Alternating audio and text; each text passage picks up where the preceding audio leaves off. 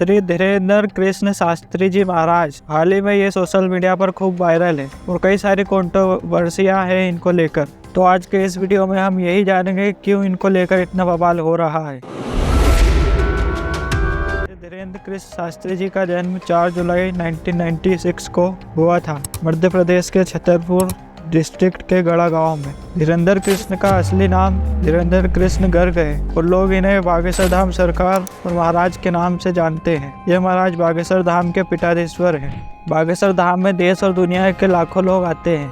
धीरेन्द्र कृष्ण शास्त्री के पिता का नाम रामकृपाल गर्ग है और इनकी माता का नाम सरोज गर्ग है। श्री धीरेन्द्र कृष्ण शास्त्री ने अपनी एजुकेशन बैचलर ऑफ आर्ट्स में पूरी की है। इनका बचपन एक्सट्रीम पॉवर्टी में गुजरा है, जहां इनके पास कई बार खाने के लिए खाना और पहनने के लिए कपड़े नहीं होते थे। यह महाराज श्री रामभद्राचार्य जी महाराज के शिष्य रहे हैं। यही से बाबा जी ने रामचरितमानस और अध्यात्म की शिक्षा ली है।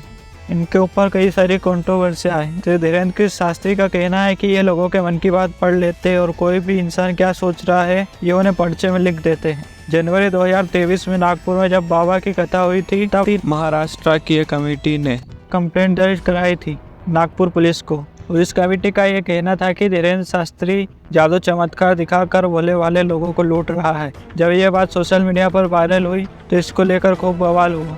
कई सारे रिलीजियस लीडर्स श्री धीरेन्द्र कृष्ण शास्त्री के सपोर्ट में आए। भारत के हिंदू ऑर्गेनाइजेशन ने बाबा के सपोर्ट में जंतर मंतर पर विरोध प्रदर्शन भी किया और देश भर के अलग अलग शहरों में लोग इनके सपोर्ट में आकर मार्च निकाले। इंदौर, भोपाल, दिल्ली, मुंबई, नागपुर और कई बड़े शहरों में बाबा के समर्थन में मार्च निकले। नागपुर के पुलिस कमिश्नर ने जब कंप्लेंट को लेकर जब छानबीन की तो पुलिस को उसमें ऐसा कुछ नहीं मिला जो लोगों को अंधश्रद्धा की ओर धकेलता है और नागपुर पुलिस ने श्री धीरेन्द्र कृष्ण शास्त्री को क्लीन चिट दे दी। जब मीडिया ने उनसे पूछा कि आप जो मन की बात पढ़ लेते हो और लोगों को उनके मन की बात बताते हो तो इसके पीछे क्या राज है, तब धीरेन्द्र शास्त्री का ये कहना था कि उनके पूर्वज भी इसी तरह से लोगों के मन की बात बताते थे, पर उस समय पर मीडिया नहीं थी इसलिए वे इतने फेमस नहीं हुए। धीरेन्द्र शास्त्री जी ने यह भी कहा कि उनके ऊपर हनुमान जी की विशेष कृपा है और यही कृपा उनके दादा गुरु से उन्हें मिली है और धीरेन्द्र कृष्ण शास्त्री के दादा गुरु ने ये सिद्धि अपने तपोबल से अर्जित की है। साथ ही उन्होंने ये भी कहा कि उनके दादा गुरु को 5 बार हनुमान जी के साक्षात दर्शन हुए हैं। पंडित धीरेन्द्र कृष्ण शास्त्री का कहना है कि हनुमान जी की सिद्धि और उनके दादा गुरु के तपोबल से वह लोगों के मन की बात पढ़ लेते हैं।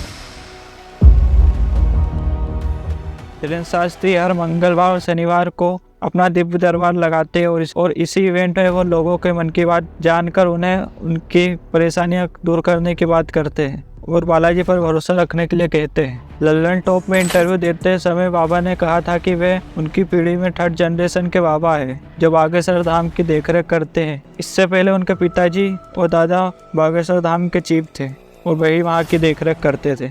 कुछ बड़े यूट्यूबर, मीडिया और अन्य लोगों का यह भी कहना है कि बाबा माइंड रीडिंग करते हैं और लोगों के माइंड की बात पढ़ लेते हैं। बाबा पर आरोप है कि वो अपने लोगों को पंडाल में पहले से ही फिक्स करके लोगों को मूर्ख बनाते हैं। सुहानी शाह जो एक माइंड रीडर है उसका ये कहना है कि ये बाबा का कोई चमत्कार नहीं बल्कि माइंड रीड करने की एक ट्रिक है। तो धीरेन्द्र शास्त्री कहते हैं कि माइंड रीड करना तो एक छोटी कला, एक जादू है और वो तो हनुमान जी की सिद्धि के बल पर इंसानों के मन की बात बताकर उनका पर्चा बनाते हैं और उनकी परेशानियां दूर करते हैं। हिंदू धर्म के कई सारे प्राचीन ग्रंथों में इस तरह की सिद्धियों के बारे में हमें जानकारी मिलती है और धीरेन्द्र शास्त्री का कहना है कि उनके पास जो सिद्धियां है वो वेद और पुराणों में पहले से ही वर्णित है। और धीरेन्द्र शास्त्री ने कहा है कि हनुमान जी अष्ट सिद्धियों के देवता हैं, बालाजी की विशेष कृपा उन पर है, इसलिए वो लोगों के मन की बात पढ़ लेते हैं और उनका पर्चा बनाकर उनकी परेशानियां दूर करते हैं। बाबा अपने मंत्र चिकित्सा से लोगों का इलाज भी करते हैं। इस पर भी कई लोगों ने यह आरोप लगाया कि ये गलत है और ये फ्रॉड है। इस तरह झाड़ फूक से ठीक नहीं किया जा सकता। धीरेन्द्र शास्त्री ने कहा है कि वे आयुर्वेद के मन चिकित्सा को जानते हैं और इसी के बल पर वे लोगों को ठीक करते हैं और रोगियों को डॉक्टर की दवा के साथ साथ अपने मन चिकित्सा से ठीक करने की बात करते हैं। भारत के कई सारे ग्रंथों में मन चिकित्सा के बारे में जानकारी मिलती है, जहाँ पहले के लोग मंत्र चिकित्सा और आयुर्वेद से ठीक होते थे।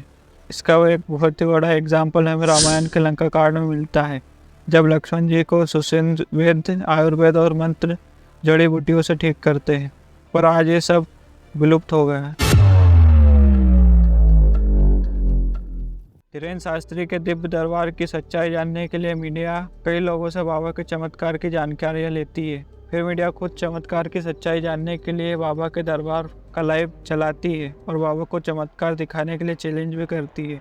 जब बाबा लाखों की भीड़ में से लोगों का पर्चा बनाते हैं और बाबा के पर्चे के बाद सही निकलती है तो मीडिया वाले भी चौंक जाते हैं।